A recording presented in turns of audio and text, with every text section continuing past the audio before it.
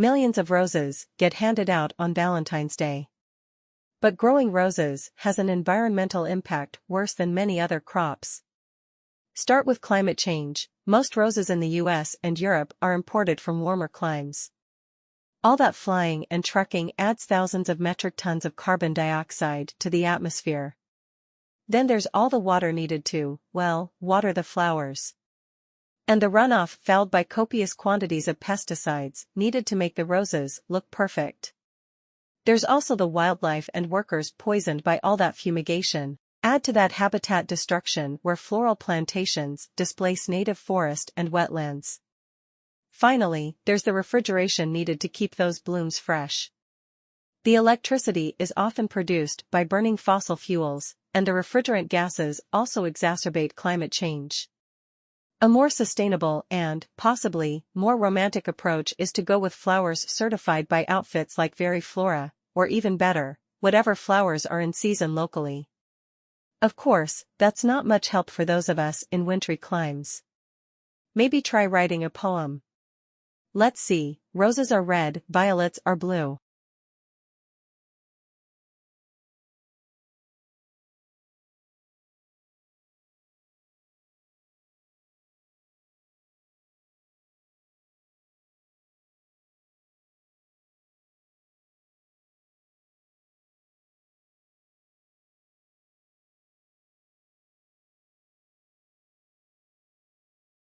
One seminal difference in policy remains: the coalition has not matched what is Labour's most important innovation promise. That is to bring together responsibilities for innovation, industry, science and research under one single federal minister. Innovation responsibilities currently lie within the powerful Department of Education and Science, and while there is a separate industry department, it has little influence within cabinet. This has hampered policy development and given Australia's innovation policies a distinct science and research bias. It is the scientists rather than the engineers who call the tune in innovation policy in Canberra, so it's no surprise our policies are all about boosting government-funded research and later commercializing their results.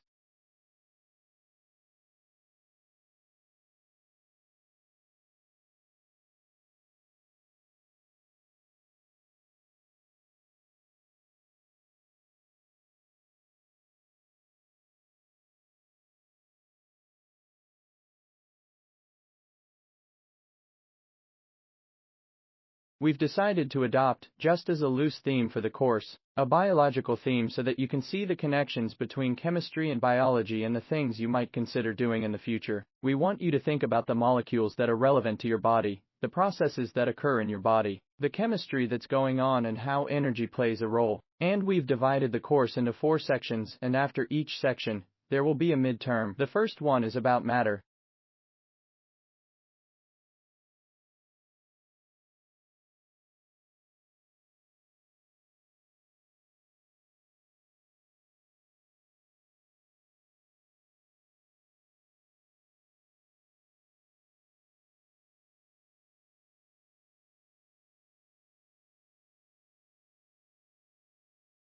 As with all human behavior, there are numerous reasons for it, but often it's caused by someone who feels the need to show their superiority over someone else, in order to feel that they aren't at the lowest level in hierarchy or a group of people. In some cases, one person simply dislikes the other, on the basis that the personality of one is in some way incompatible with that of the other person.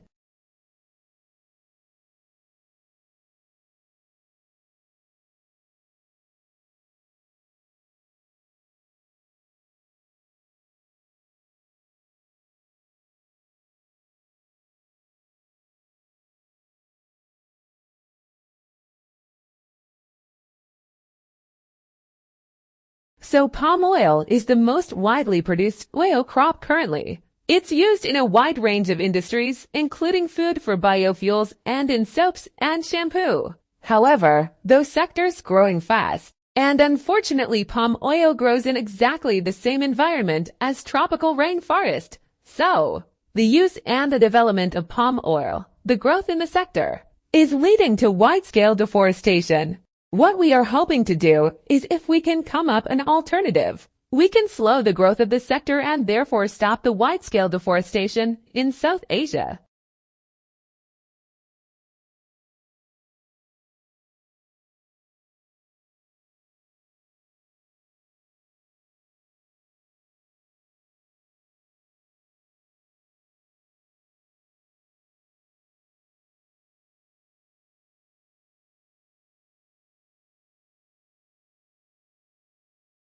The earlier chocolate was quite unpalatable. They used to add things to it to make it more palatable. So for the early chocolate, they didn't know how to extract all the cocoa fat from it. So it was, or could be quite greasy, and if you made it as a drink you'd have this sort of scum on the top. So they used to try and add things to it, like starch and things, to make it a more palatable product. So there were a lot of scandals around the kind of things they were adding to chocolate in the 19th century. So by the sort of 1870s, 1880s, there are people like Cadbury saying, "Our chocolate is absolutely pure. We have this new process, the Van Houten process, which now extracts all this horrible fat that we can use to make eating chocolate. Now we have a pure product."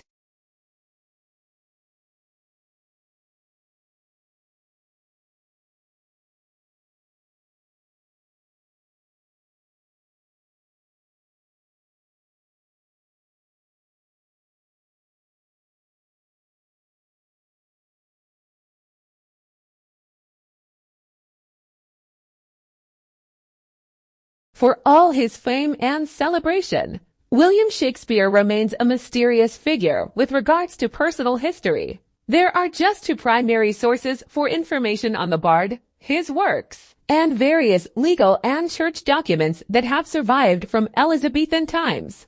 Naturally, there are many gaps in this body of information, which tells us little about Shakespeare the man.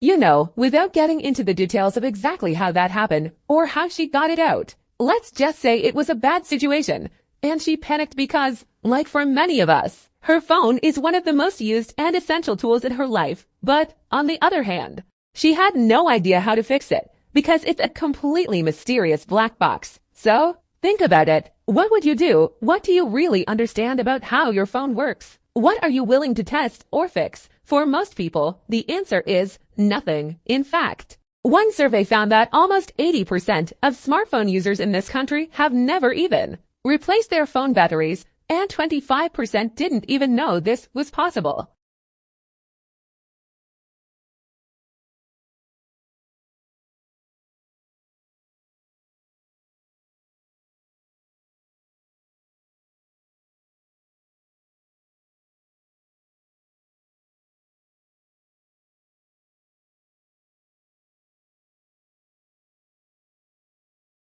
There are some 250 million cars in America, 250 million cars in the country with just over 300 million people, and most of those vehicles, of course, are gas-powered. This poses a huge challenge given the limited supplies of oil and the growing urgency of the global warming crisis. But there is good news, according to our guests today, and that is we have the know-how and the technology to build sleek, fast automobiles that don't use gasoline. These vehicles of tomorrow are powered by hydrogen, electricity, biofuels, and digital technology, and they already exist. So what's stopping us from putting them on the roads? Our guests today will help answer that.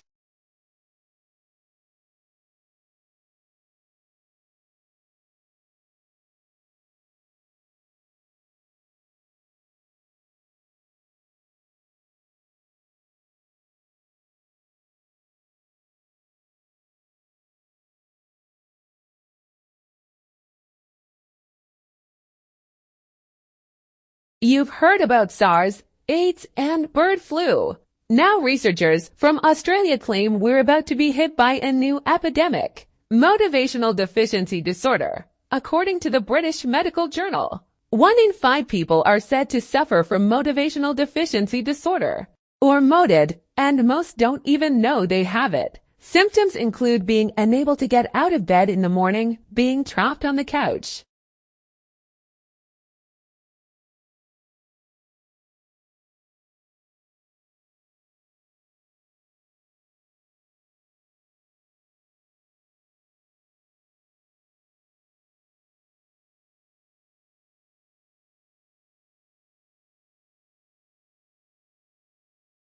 Obviously, this is all relevant to your final assignment, so we're going to talk about it. So until today, we've gone through face-to-face interviews as the main sort of part of interviewing the window. Today we're going to have a look at going to use an email and why they work, why they don't necessarily work, and what are the challenges and some of the things that we need to be understanding, when we are completing such interpreters. So let's start with the foreign one. Obviously, there are a few benefits to them, and they are listed there up on that slide. It's obviously less stressful for those of you who might be a little bit anxious about interviewing.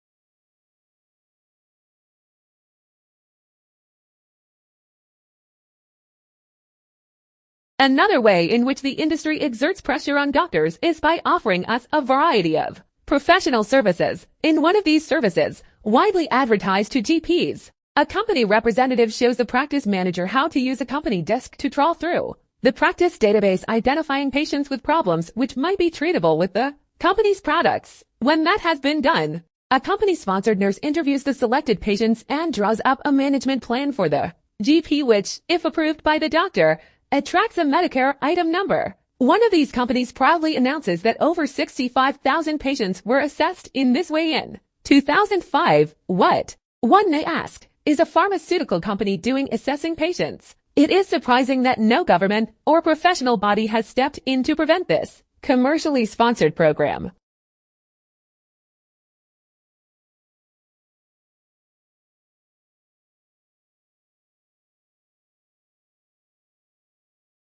It is about 100 years since that great Canadian-born physician Sir William Osler, Regius Professor of Medicine in Oxford, complained about the increasing influence of the pharmaceutical industry on the medical profession. He would be turning in his grave at the way the industry now dominates doctors' prescribing habits. It does this not only by direct and indirect pressure on the doctors themselves, but also by encouraging the public to ask for scripts.